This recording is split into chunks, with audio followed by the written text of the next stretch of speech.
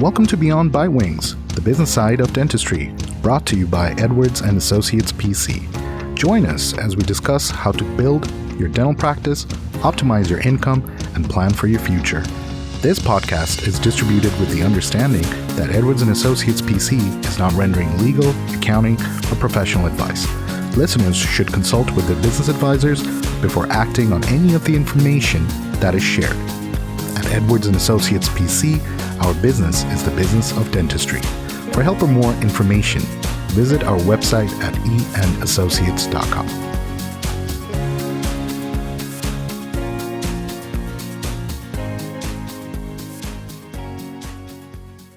Hello and welcome to another episode of Beyond Bitewings. In today's episode, we will be talking about the journey of a dentist, starting from going to dental school to doing their first associateship to deciding on how to open a practice, some of the struggles they have to go through, balancing life with work, and all of that good stuff. And to talk further on the subject matter, we have Dr. Trisha Patel. Welcome, Dr. Patel. How are you today? Hi, guys. Thank you for having me. I'm doing great today. Good. I'm looking forward to talking to you guys and kind of seeing where this goes. Great.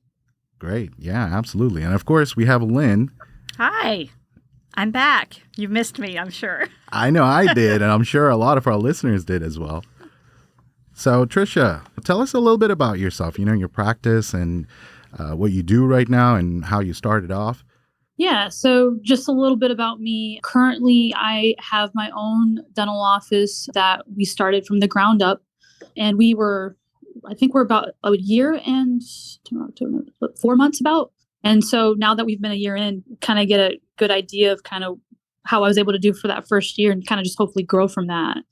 But before that, I worked for some DSOs and kind of got some basic training from dental school. So I graduated from the University of Michigan a few years back. And then as soon as I graduated, I didn't want to go into a residency. I felt pretty confident with my hand skills and was ready to kind of just start working. And I was able to kind of start working for some DSOs and kind of understanding, the transition between dental school and real life, essentially, and seeing patients and doing things a little bit quicker because they definitely slow things down for you in dental school. And I learned pretty quick that I was a pretty good clinician and I was able to communicate well with my patients. And even before I went to dental school, I knew that at some point I always wanted to have my own practice. I didn't know if I was going to start my own from the ground up or just buy an existing. That was a completely different journey of figuring out which way I wanted to go. But in the end, I just felt like it was going to be rewarding for me to just do it from the ground up, design it and make it truly how I wanted to be and look. Right. And so it just made sense. Yeah. No, that's true. And then, you said right after dental school, you worked for a DSO. Was that intentional or did that just fall in your lap? Kind of a little bit of both. There was a lot of guidance into helping you find, work after you graduate and stuff, but it's really hard to approach like private practices. I mean, you're just kind of cold calling a lot of them and seeing if they have room to take on another associate. But I kind of felt like I wanted to be in a really fast-paced environment. And I felt like the DSO environment allowed for that. I was ready to just kind of hit the ground running. And I knew that about myself to be able to kind of make that decision. And I thought it was really nice because the DSO I ended up working with was really allowing me to get a little bit of everything, basic bread and butter. But I was already starting to do a little bit more intricate stuff than you would typically start doing right out of dental school, molar endo and things like that. And so it was nice to kind of get a glimpse as to where my hand skills are and how comfortable I feel. And right away, I kind of knew that I made the right decision not going into residency because I felt like I learned a lot from that environment, communicating with patients and even some little things on the back end, the business side. But there's definitely a lot to learn on the business side. I don't think we get trained and educated as much on the business aspect of running an office as we do with our hand skills in the clinical side. Yeah, for sure. I mean, I had the advantage of having a business degree. because dentistry is actually my second career path. I actually studied business and worked for an insurance company after I graduated from undergrad before I went back to school to pursue dentistry. So I do feel like having that background helps, but if there's any dentists listening out there who don't have that background, by all means, that doesn't mean that I have a leg up drastically. I mean, it's nice because I can keep up with some of the terminology and stuff, but I don't think, you ever think you're ready for, dental business. I mean, there's so much I'm learning just by being in the middle of it. Because I took a lot of CE courses, talked to a lot of individuals that were already running their own practices. And even with all of that knowledge, there's still so much I wasn't prepared for that I'm like pivoting every chance an issue comes up to kind of resolve. There's definitely a challenge, but there's also, higher risk, higher reward, right? Mm-hmm. And so that's kind of my mentality and how I approached and why I kind of decided, I think for me long term, I would love to have my own practice, not continue to work at a DSO or even a private office. It does sound like you had a pretty good experience at the DSO, though, learned a lot. And you said you got some experience with kind of the business aspect of it as well, at least a tiny bit, because some DSOs you do and some it's just purely clinical work. And so that's good if you had both opportunities. Yeah, I mean, I had the opportunity because I would go out of my way to ask a lot of questions. Okay. The nice thing about the DSO situation and the way that's set up is, you don't have to worry about the business side at all. You come in, clock in, you see your patients, and you clock out, and you don't take the work home. Versus now that I have my own office, there's all these little things on the back end that you don't really ever understand, like the whole insurance side of things and keeping up with submissions and making sure that the claims are processed and the payments that are coming in are being processed.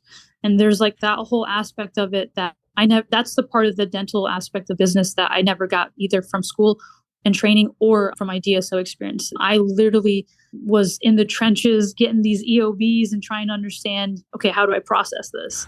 Right. And fortunately, there's a lot of help from the software companies to help you track through that. And then, there's so many different consultants and so many different people you can hire on to help.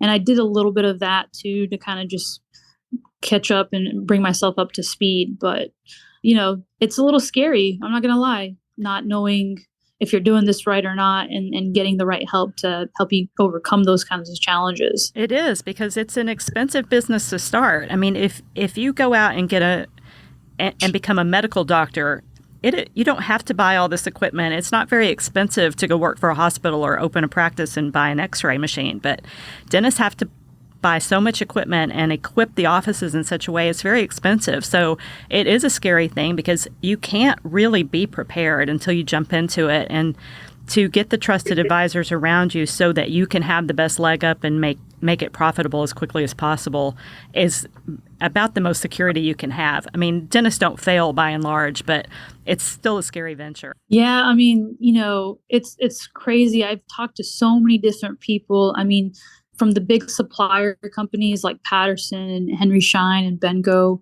and the reps there. And then on the other end, lawyers, accountants, training individuals from like CE courses. And like in the beginning, I just feel like it was really hard to find somebody who's going to just be straight with you and let you know exactly what kind of challenges you're going to face. Because, no one wants to scare you from stopping to pursue it. But when you take a step back, you really want to make sure you have the full picture of what you're about to get into, because like you said, it is a big financial commitment and there's a lot of huge upfront costs that goes into starting, whether it's a startup from the ground up or even just a transition business. Because I highly considered buying an existing practice. The upside of doing that is you already have money coming into the business. You're not building the patient population. It's already there. But then the challenge with that is, maintaining that, because you don't know if the patients there are going to like you compared to the dentist they're used to. And then you don't know if your staff is going to enjoy working with you compared to what they were used to. Versus, the startup, you don't have that cash flow already existing, but you get to build it and structure it the way you want. So there's pros and cons to both. And ultimately, in the end, for me, it just made sense to kind of do it from the ground up. But it doesn't come without its own stresses, right? Right. Of course, and it was specifically more stressful for you because you actually started your practice during COVID. COVID and with very young children. So I did, Right. yeah, I did not make it easy on myself. But I know in the end, just, being 1 year in and getting a picture of things that things, are on the up and up and things are looking good. But there was definitely some days where I was really stressed and wondering, I was like, man, did I make the right choice? So I'm guessing you're still not in that stance anymore. No, I mean, there's always going to be days as a business owner that you go home and you take some of the work at home. It's just hard to not do that because I'm so passionate about what I do. And I'm sure if you talk to any of the girls in my office, from the front desk to the assistants, for me, like, I genuinely care about my patients and want to make sure they have the best experience possible, just because we as dentists already have such a reputation with our patients. Like, most people don't enjoy coming to see us compared to like going and get a massage or at a massage parlor or something, you know what I mean? Yep. And so trying to change that for people, that's definitely been kind of one of my motivations, knowing that when I have my own office, I want to try to tackle this notion that dental office is a really scary place to visit. And so I think we've been able to do that, and just hearing the feedback I get from my patients, it's rewarding. It's worth taking on all that risk and putting myself out there and taking that challenge on. In the end, I can see that what I'm doing makes a difference to my patients. And, that's kind of, I truly enjoy what I do. And then being able to see that kind of reaction from everyone I'm helping, it's rewarding. Oh, I'm sure. And then if I recall correctly, I remember you once telling me that, when you used to work for a DSO, there are a few things you saw there that you've always wondered, hey, could it be done differently? I mean, I see a lot of these people working here so hard, and I'm not too sure how much they're getting paid. I don't know if they feel fulfilled at their job. And if I were to ever open up a practice, I would do things differently. And I believe you've implemented some of those thoughts you've had previously. And how did that turn out? Yeah, one of the things that stood out to me and I knew I wanted to change when I was able to kind of create my own office was, DSOs are so big that I do feel like at some point, once you get to a certain level of being big, you just lose some of that culture of just taking care of your team. And, I just saw some of that, and it just seemed like it was getting worse as the years went on. And, I'd have like heart to heart conversations with some of the staff, the assistants and the front desk that I was working with. And, I just kind of felt for them, like they were promised things and then they'd go out and work their hardest to achieve these goals and things that they had set up for them, and they'd reach them, but yet they weren't seeing the financial rewards that they were promised. And so I always told myself, I don't, it's that tough part being an owner, right? Because on one hand, you want to be the dentist that doesn't think and have money on their mind, and you truly want to do what's best for everyone that's helping you achieve that amazing customer service experience for your patients, and then take care of your patients and do what's best for them and not think about the cost. But when the business side of it gets into effect, all of a sudden there's these outside pressures that might affect what you end up doing, whether it's how you treat your staff. And it just seemed like there was a lot of promises made that they weren't holding up on their end. And I just told myself I would never do that, because I know just by working, even in the DSOs, I couldn't be as efficient and great for my patients. I didn't have that help, the assistants and the front desk. It truly is a team effort. And if you're not taking care of your team, well, why would you expect them to take care of you, Mm-hmm. So there's a delicate balance there that, everybody has to try to find and make sure that they're able to kind of execute. And it's a constant challenge. You want to make sure everyone's taken care of and everyone's happy, and you build this culture that everyone can kind of be happy about, essentially. I see. And then let's talk a little bit about your personal challenges. Being a mother, of some beautiful children, as well as, being a dentist. What was that like, maintaining that balance? Oh man, that's still an ongoing challenge, I feel like. So I have two little ones. I have a daughter who's about 2.5. She'll be 3 in April. And then I have a son who was born about actually 4 months today. Yeah, he's 4 months old today. And so they're very young. And, it's tough because, being a business owner, you get so wrapped up in trying to make sure that everything's running smoothly there. And then when you're at home, you want to try to spend as much time with your kids because they're so young. And trying to find that balance, it's definitely challenging, but I'm fortunate to have a very supportive husband and family that make things a lot easier for me. Mm-hmm. But sometimes you want to take that time off and spend the whole day with them and enjoy these younger times, like when they're still young. I feel like it's always going to be this balancing act, trying to make sure that you have that work-life balance that everybody's always trying to make sure they have. Right. And you hit the nail on with the word support. I think that's the key factor there, that you need an immense amount of support from your family members, including your spouse.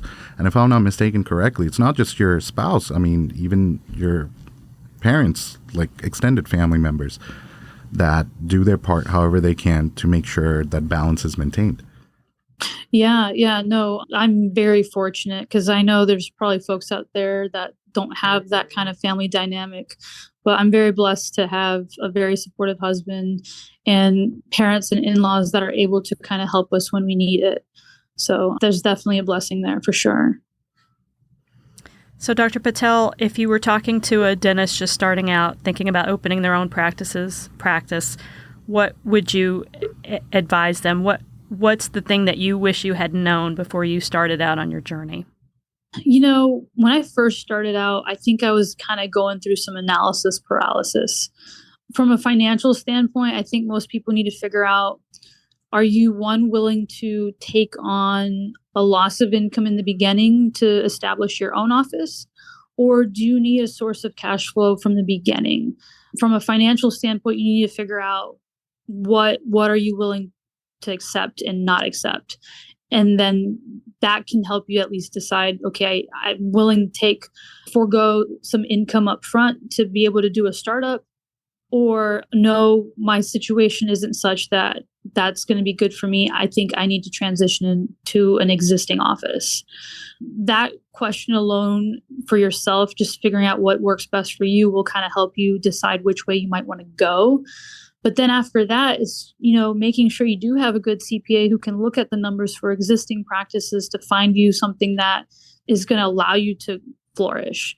And then on the other side, if you're deciding to go, buying something or building something from the ground up, making sure you're doing some legwork, because there's a lot that goes into doing a startup, finding the location, and negotiating the location lease terms. And there's companies out there that can help you with that. Finding out where you can get supplies and get the best deal for that, and figuring out your loan situation with either option. So there's a lot that goes into it. And there's a lot of C courses that kind of help you start understanding a lot of that. And I'm thankful for that, because had I not done that and just tried to do this without any guidance from anything, it's challenging. You have to at least look into that preliminary work of, okay, how do I get a loan and qualify for it? Or how much can I get approved for? And then determining which way you want to go, doing a startup or buying an existing transition office, and then taking it step by step like that. Just very practical advice. That is very, very foundational, especially just the aspect of the very first step of, can I afford to start with very little income, knowing that I'm going to grow an asset, or do I need the cash flow immediately? Because those are going to decide a lot. The answer to that question decides a lot of the route that you take next. Yeah, because I don't think most people, unless you're a dentist, realize how much debt you get yourself into.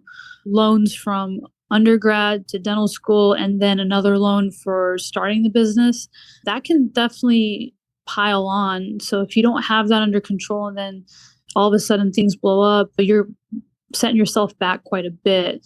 So it's understanding your situation and what makes sense for you is the first step in figuring out which way you want to go. You have to understand your financial situation, where you're at, and what you're willing to take on. Right. A lot of dentists that decide to start their own practice from the ground up want to kind of transition in by being an associate at their current place or some other place while they're growing their practice at the very beginning. Is that something you did, and how would you advise someone whether that's a good or a bad idea? So I never did that. And in hindsight, I kind of wish I did. Okay. And I only say that because the stress of, at that point, my husband's supporting both me and both of us, essentially. And before, we had two sources of income. Right.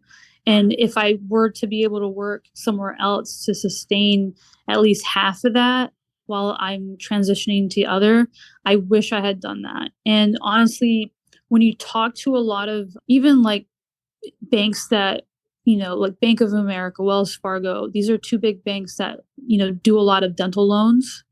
And, there's a lot of support there too. I mean, they help a lot of dentists either transition into an existing office or do a startup. So they have a wealth of knowledge. And one of the things that one of the loan officers did mention was, and some of them require it, they'll want to know that you have a source of income coming in and that you're not just going cold turkey. My circumstances and situations are slightly different, but I didn't do that, and I was able to not do that. But in hindsight, that actually is probably something I wish I had done. The stress is, again, on the back end of making sure that you're able to balance your finances at home, and then also making sure that your practice and office is also efficient. There's a lot of stress there. But for me, I didn't go that route because my mentality was I'm going all in. And so I was open Monday through Friday, really trying to push for getting a lot of patients in the office. And that was just my approach. And but there in is hindsight, value in that as well. And it could have helped to jumpstart your practice in a faster manner. It's hard to know. Both have their ups and their downs, basically. Yeah, I mean, there's so much you can do. And then marketing is another whole aspect of this that I feel like a lot of people don't ever talk about. And there's so many different dynamics to that. But I mean, gone are the days where you can just put up a sign and people are going to walk in the door. You really have to do some kind of marketing now to just get, traffic in the door. So true. Yeah, very true. We're nearing to the end of our episode. We could talk to her a lot longer. Oh, I'm sure. Maybe we'll have her on for another episode. Yeah, no, thanks guys for bringing me on. I enjoyed talking to you guys, and I'd love to be back on to talk some more if need be. Oh, absolutely. It was a pleasure and a joy having you on, Dr. Patel. Yes. Thank you so much. Yeah, thanks guys. It was great talking to you. Sure. And for our listeners out there, if you guys have any questions or inquiries to make, please feel free to reach us at info@eandassociates.com. It was a pleasure. I hope to have you guys listen to us soon. Thanks for listening today. Be sure to subscribe to Beyond Bitewings on your favorite podcast platform. For more information, you can follow us on Facebook, Twitter, and LinkedIn, or reach out to us on our website. You can also shoot us an email at info@eandassociates.com.